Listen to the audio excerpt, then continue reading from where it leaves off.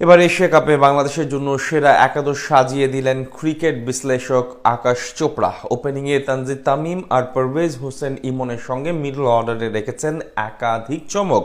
Pace বোলারদের নিয়ে সহজ সমাধান দিলেন এই সাবেক তারকা। সাথে টুর্নামেন্টে টাইগারদের সম্ভাবনা নিয়ে কথা বলেছেন তিনি। সব মিলিয়ে আকাশ চোপড়ার চোখে কেমন হলো বাংলাদেশের সেরা একাদশ, সেটাই জানবো রিপোর্ট। এশিয়া কাপে বড় স্বপ্ন নিয়ে এবার মাঠের লড়াই শুরু করতে যাচ্ছে বাংলাদেশ দল। টানা 3 সিরিজ জেতার আত্মবিশ্বাস, সঙ্গে সেরা তারকাদের নিয়ে সেরা একাদশ গড়তে বেশ গবেষণাই করতে হবে অধিনায়ক লিটন দাস ও টিম ম্যানেজমেন্টের অন্য সদস্যদের। তাওহিদ হৃদয় নাকি সাইফ হাসান, শামীম পাটোয়ারিতে আস্থা নাকি ভাবনায় Nurul Hasan Sohan, pace bowling allrounder Mohammad Saifuddin থাকবেন তো একাদশে, পেস লাইন আপই বা কেমন হবে?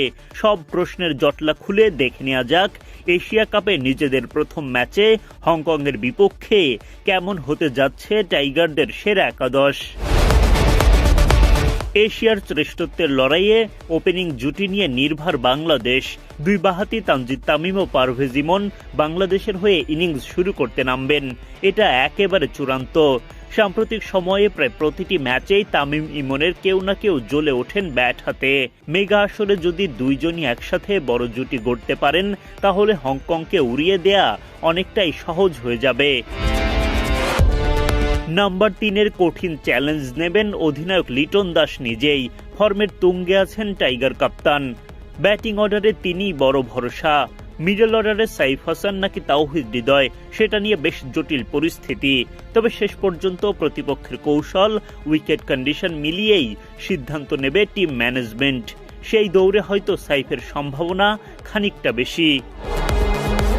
আবুধাবির উইকেটে 4 ছক্কার ঝড় বইয়ে দিতে আছেন শামীম পাটোয়ারি ও জাকের আলী অনিক। অনিকের জায়গা একেবারে পাকা, তবে শামীমের সাথে লড়াই হবে নুরুল হাসান সোহানের। যেই সুযোগ পান না কেন জাকেরের সাথে ফিনিশিং লাইন আপে দলের রান বাড়ানোর ভূমিকায় থাকতে হবে তাকে। দলে একাধিক ব্যাকআপ প্লেয়ার থাকায় বিকল্প চিন্তার সুযোগ পাচ্ছে বাংলাদেশ। স্পিন বিভাগে লড়াই চলবে শেখ মেহেদী হাসান ও নাসুম আহমেদের মাঝে। দলে অন্য কোনো বাঁহাতি স্পিনার না থাকায় সুবিধা পাবেন নাসুম। আবার ব্যাটিং সামর্থ্যের দিক থেকে এগিয়ে থাকবেন শেখ মেহেদী। সবশেষ সিরিজের পারফরমেন্স বিবেচনায় নাসুমের টিকে যাওয়ার সম্ভাবনাই বেশি। লেগ স্পিনার রিশাদ হোসেনের জায়গা তো পাকা, শেষ দিকে ক্যামিও খেলতেও বেশ পটু তিনি।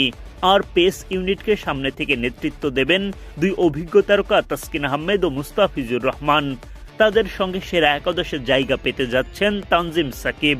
তবে পেস বোলিং অলরাউন্ডার সাইফুদ্দিন কিংবা বাঁহাতি পেসার শরীফুল ইসলামরাও আছেন দলে জায়গা পাওয়ার রেসে।